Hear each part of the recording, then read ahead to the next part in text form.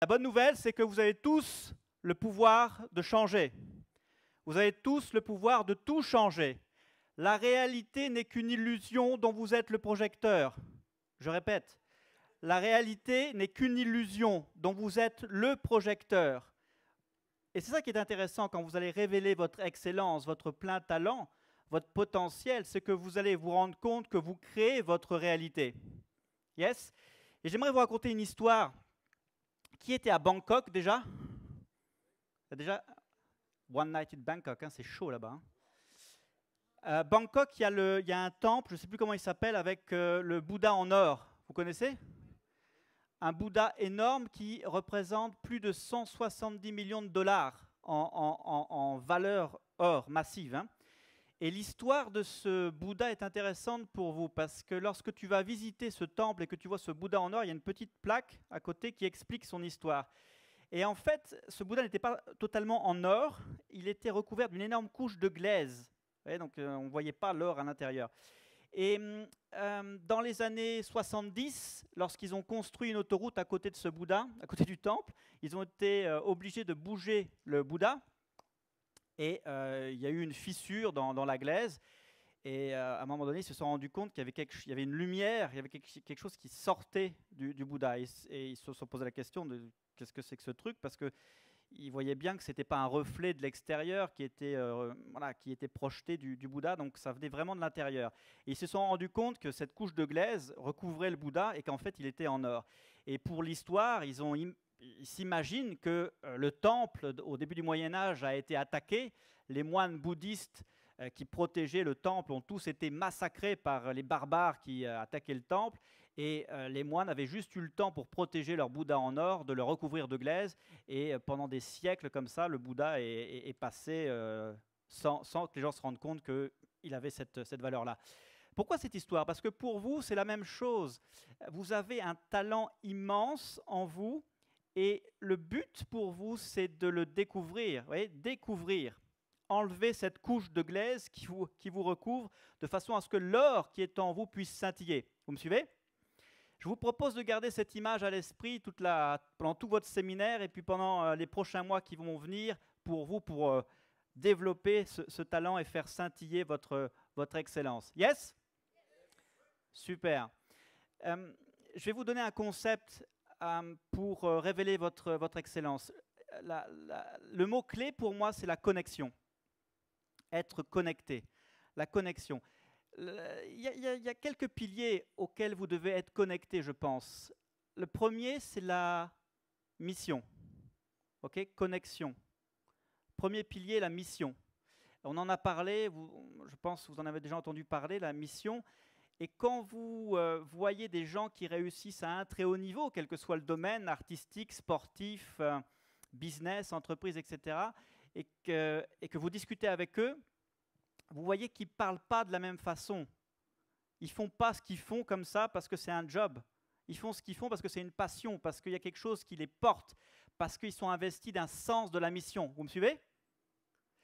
Et ça, c'est vraiment génial. Quand tu parlais à Steve Jobs, qui nous a quittés il y a quelques années, qui connaît Steve Jobs, le patron d'Apple, il ne construisait pas des ordinateurs. Lui, il changeait la face du monde. Vous comprenez? Sa mission, c'était de changer la façon dont les gens communiquaient entre eux. Et quand tu es investi d'un sens de la mission, tu vas révéler ton talent. Tu as une envie folle de révéler ton talent. Vous me suivez? Ça, c'est le premier pilier. Je ne vais pas m'appesantir là-dessus. Je voudrais m'appesantir sur le deuxième pilier qui est l'intuition. OK? Ça vous parle, l'intuition? Et souvent, on dit que les femmes ont plus d'intuition que les hommes. Moi, il y a quelques années, je ne savais pas trop ce que c'était que l'intuition. Et l'intuition, on n'a pas besoin de savoir comment ça marche. Hein, c'est comme l'électricité, vous n'avez pas besoin de savoir comment ça marche pour l'utiliser. Vous me suivez? L'intuition, c'est pareil. Et il y a des gens, Richard Branson, par exemple, qui est quelqu'un, tout le monde connaît Richard Branson, le patron de Virgin, quelqu'un d'exceptionnel. Quand on lui pose la question, comment vous savez prendre vos décisions, parce que vous rencontrez plein de gens qui vous proposent des business, qui ont des tas d'idées, etc. Comment vous savez si vous prenez la bonne décision ou pas, si vous avez fait le bon choix? Et il dit, je suis capable de savoir si je prends la bonne décision en 60 secondes, rien qu'en serrant la main de la personne. Vous suivez? parce qu'il est capable de se connecter à son intuition. L'intuition, c'est comme si vous aviez Wikipédia dans le cloud, dans l'air, et vous étiez capable de vous connecter directement et d'avoir toute la connaissance dont vous avez besoin pour prendre les bonnes décisions. Yes? Et je voudrais vous donner un outil pour approfondir l'intuition. Quand on parle d'objectifs, ça vous parle les objectifs, hein? Vous avez souvent peut-être entendu déjà l'anacronyme, le concept de SMART. Les objectifs doivent être SMART. Oui ou non? Spécifique, mesurable, atteignable, temporel, écologique, réaliste. Ok, yes. Je vous propose de mettre ça de côté et d'oublier ce modèle-là. Je vais vous donner un autre modèle. Ça, je vais perturber un peu. Je vais vous donner un autre modèle pour vous permettre de vous connecter à l'intuition, à votre intuition. C'est un modèle de fixation des objectifs. Quand vous regardez vos résultats, quel que soit le domaine où vous êtes, vous dites, OK, comment sont mes résultats aujourd'hui? Si vous êtes dans un domaine commercial, vous dites, OK, je fais tant de ventes. Et vous commencez par ce comment, cette question du comment. Comment sont mes résultats? Vous dites, OK, quand est-ce que je veux que ça change? Qu'est-ce que je veux atteindre? Et pourquoi je veux l'atteindre et qu'est-ce que je veux atteindre? Vous voyez, vous avez ce modèle de questionnement pour fixer votre objectif. Vous partez du comment, vous allez au quand, vous allez au pourquoi et vous allez au quoi. Et souvent, lorsqu'on se fixe un objectif comme ça, raisonnable, etc., on se dit, OK, je n'ai pas trouvé suffisamment de comment pour valider mon objectif, donc je rabaisse mon objectif. Ça vous parle ou pas? Ouais? Donc du coup, votre objectif descend, parce que ce n'est pas assez raisonnable, parce que je n'ai pas trouvé assez de comment. Ce que je vous suggère de faire, c'est de changer l'ordre des questions. Au lieu de commencer par le comment et le quand, commencez par le pourquoi et le quoi. Qu'est-ce que vous voulez atteindre? Pourquoi vous voulez l'atteindre? Quand et comment? Changez l'ordre des questions et ça va ouvrir le champ de l'intuition. Le fait de commencer par le quoi et le pourquoi devient puissant et ça ouvre le champ des possibilités. Ça va attirer ce qu'on appelle la loi d'attraction. Ça va mettre en place la loi d'attraction. Vous me suivez? Yes? Si vous vous posez les questions de savoir mais comment je vais atteindre cet objectif, qui va m'aider à atteindre cet objectif et qu'est-ce que je vais pouvoir faire pour atteindre cet objectif, vous freinez l'attraction. Vous comprenez? Donc sur ce modèle-là, veillez à changer l'ordre des questions pour vous connecter à votre intuition parce que c'est là où vous allez vous rendre compte que les miracles apparaissent. C'est là où vous allez avoir des idées quand vous prenez votre douche. Ah, mais voilà comment je peux faire.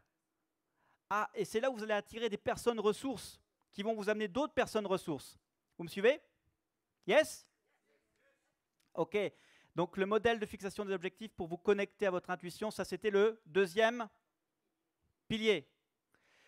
Un autre pilier que je vous suggère aussi, c'est les croyances. Pour révéler votre plein potentiel, pour révéler votre excellence, c'est de travailler vos croyances. Et j'aimerais vous donner une chose là-dessus sur les croyances, parce que c'est quelque chose que c'est vraiment très très puissant, les croyances. Et souvent, ce qu'on voit chez les gens, c'est qu'ils se disent, OK, est-ce que la croyance que j'ai, elle est vraie ou est-ce qu'elle est fausse? Je suis trop jeune pour réussir.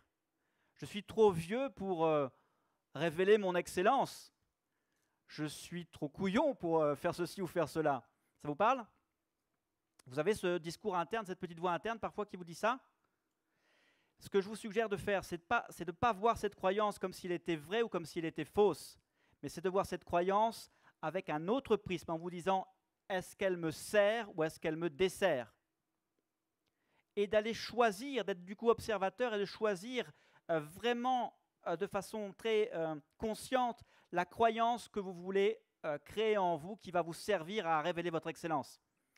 Par exemple, la technique des affirmations peut être très intéressante pour ça. Et démarrer par « j'attire le succès, je révèle mon plein potentiel ». Ça peut être déjà une croyance super intéressante pour vous, oui ou non? Et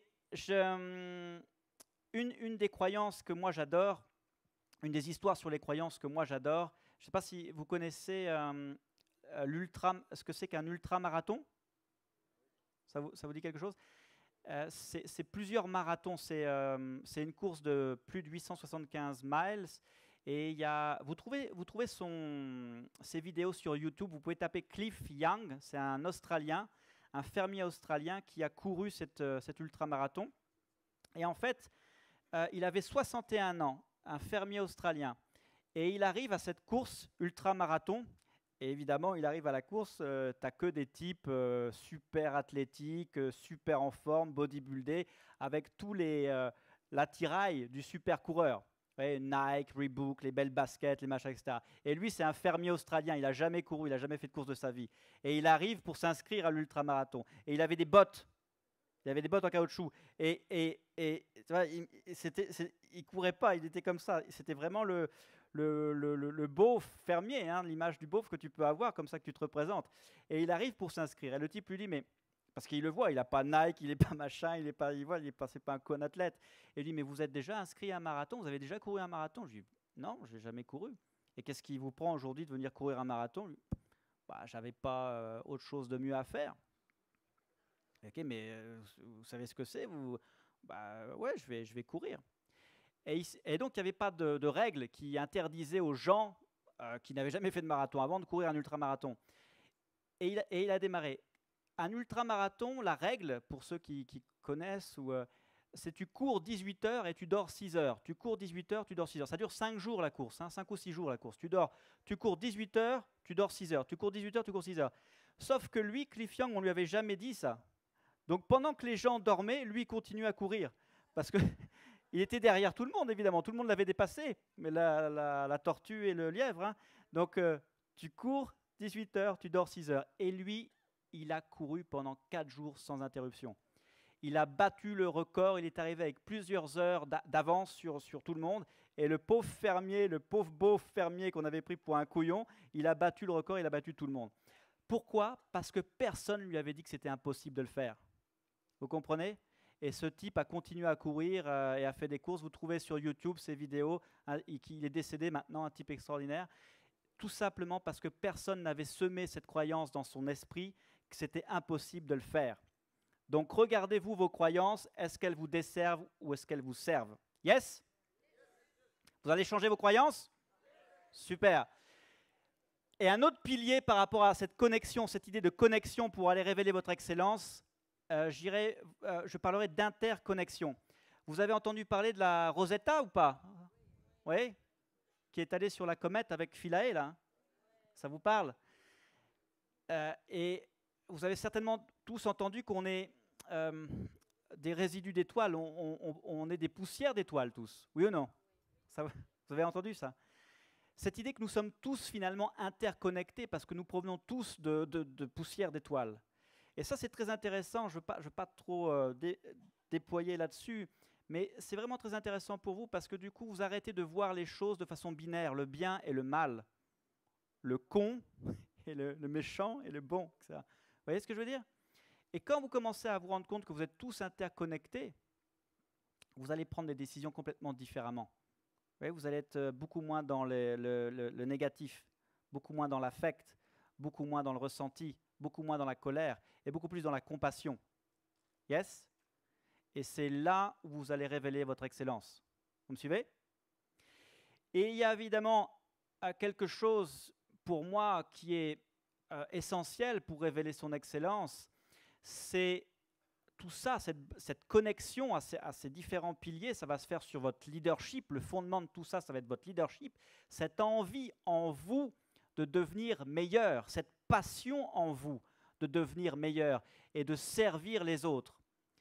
Il ne s'agit pas de devenir le meilleur, mais il s'agit, ce leadership, c'est de dire je deviens chaque jour meilleur pour aller vers l'excellence, parce que je suis passionné par ce que je fais, parce que je veux faire une différence pour ma famille, pour mes clients, pour mes amis, etc.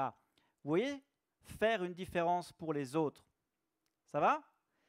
Et la voie royale pour aller vers cette excellence-là, ça va être le mentoring. Avoir un mentor qui vous montre le chemin, qui a fait ce que vous voulez faire. Ça va accélérer votre voie vers l'excellence. Il y a quelque temps, quand Paul m'a appelé pour préparer mon intervention ici, donc Paul me dit, voilà, on va faire tout un séminaire sur le thème de révéler l'excellence. J'ai dit, super, excellent. Et c'était juste avant d'aller manger avec mes enfants à table. Et j'ai une petite fille, Lisa, et un grand garçon. Et Lisa, elle a 9 ans. Et je dis, OK, je vais faire un séminaire là, dans quelques semaines. Et le thème, c'est révéler l'excellence. Et je lui dis, les enfants, qu'est-ce que vous diriez, vous, là-dessus, sur révéler l'excellence? Alors ma fille, ma fille me regarde et commence à éclater de rire, et puis elle me dit, mais révéler l'excellence, bah, c'est facile, tu dis à ton cerveau, je peux, je peux, je peux, et ça marche. Ouais, c'est pas con ça, c'est pas con. Vous avez déjà tout en vous pour réussir. Et comme ce Bouddha en or, vous devez vous découvrir et laisser votre plein potentiel s'exprimer. Ne mourrez pas avec la musique à l'intérieur. Le monde a besoin de votre talent. Merci.